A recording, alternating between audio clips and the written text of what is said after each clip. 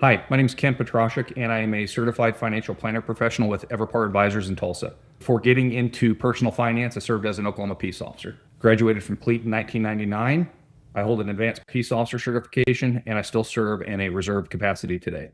If you're a municipal officer in the OPPRS system and you are anywhere near retirement, this video is for you. I want to walk you through three things you need to know before July. First is the math. Senate Bill 102 bumps your retirement multiplier up from 2.5% to 3%. That's roughly a 20% increase in your monthly pension benefit. So here's an example. If you're an officer with 25 years of service and you've got a $75,000 annual salary, that's the difference between roughly $3,900 a month and $4,700 a month in retirement. So roughly an $800 increase. And that's every month for the rest of your life. If you have more than 25 years of service, you're eligible for the 3% multiplier beginning July of this year. If you are between 20 and 25 years of service, then you're going to have to wait till July of 27 for that 3% multiplier to kick in.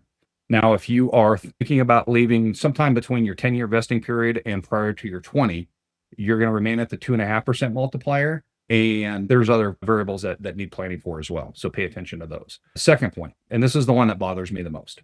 It's called the IRA rollover mistake.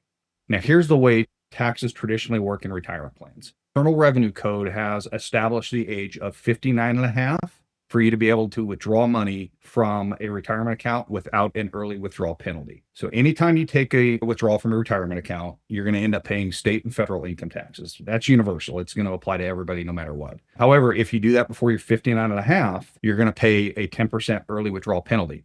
Now, as a public safety worker, you get an exemption from that 10% early withdrawal penalty. Here's how that works. If you're 50 or older, or you have 25 years of service or more, you can pull money directly out of your government plan without paying that penalty tax.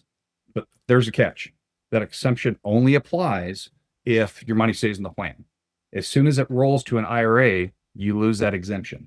Now, you take a distribution from your IRA and you're younger than 59 and a half, you're going to pay state and federal taxes, and you're also going to pay that 10% early withdrawal penalty. So here's what it looks like. Here's an example. Let's say you've got a $250,000 drop account and you roll that money into an IRA.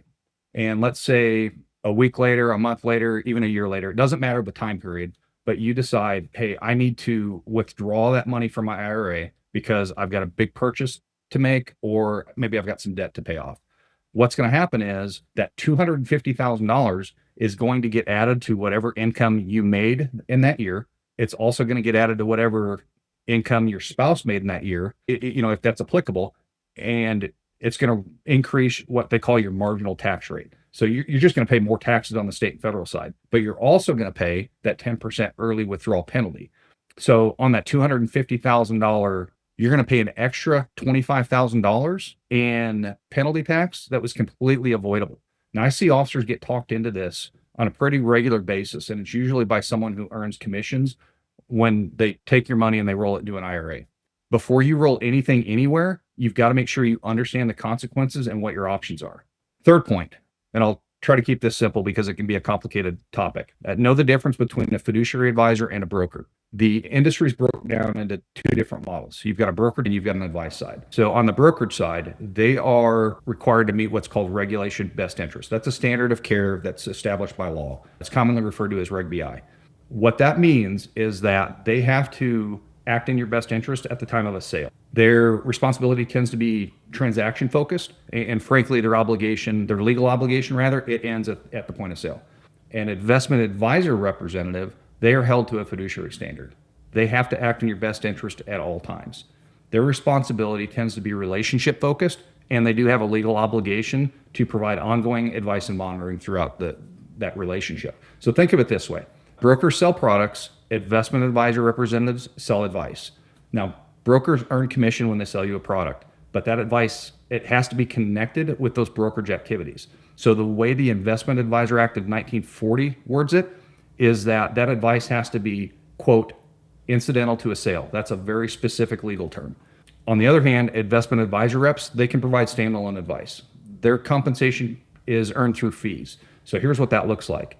If you're in the investment management model, then what happens is you've hired a firm to have discretionary management over your assets, and they are charging a fee to do that. And that fee usually translates to 1% of the assets under their care.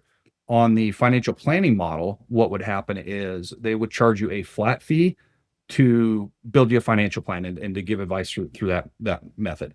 Now, liken this to hiring a CPA to do your taxes or hiring an attorney to do legal work for you. It's a fee for service sort of a thing, and you pay your bill and you collect the work that they've done for you. So the bottom line is this: you've got the right to ask anyone giving you financial advice how they're getting paid and whether or not they're acting as a fiduciary. Pay attention to their answer though, because it's going to tell you a lot. Now, here's my opinion. This shouldn't be an argument about which model is better or worse. It's just a matter of personal perspective. It's a choice that you get to make. However, each role has a specific purpose, and that's a matter of securities law. They're actually defined. The issue here isn't about which one you decide to pick. The issue is that most consumers don't know the difference. Now, how are you supposed to make an informed decision if you don't? When it comes to your pension decisions, when it comes to your survivor benefits, your retirement timing, all those things require long-term planning. If that planning work isn't done, how do you even know if the investment recommendation made is even appropriate for your circumstances? Look, I've been in your world, and to a certain extent, I still am. I know how information travels through departments, and I know there's a lot of noise right now about Senate Bill 102. The reason EverPAR has committed to this campaign is because we don't want you making the same mistake I did with my own OPPRS. I transitioned out of full-time service before hitting my 20. At the time, I was brand new to the investment world, so I didn't know what I didn't know. At the advice of a broker, I took my pension money and I rolled it into an IRA without fully understanding my options. Now, needless to say, I don't work in a brokerage capacity anymore.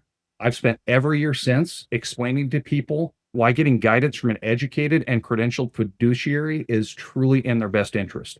It has taken you your entire life to get here. Why would you settle for anything less? If you want to sit down and you want to talk through your specific numbers, your pension, your drop, your tax picture, your overall financial plan, I'm happy to do that. There is no cost for an initial conversation, and we don't have any products to sell. Give us a call, send us an email, connect with me on LinkedIn. I don't care how you do it.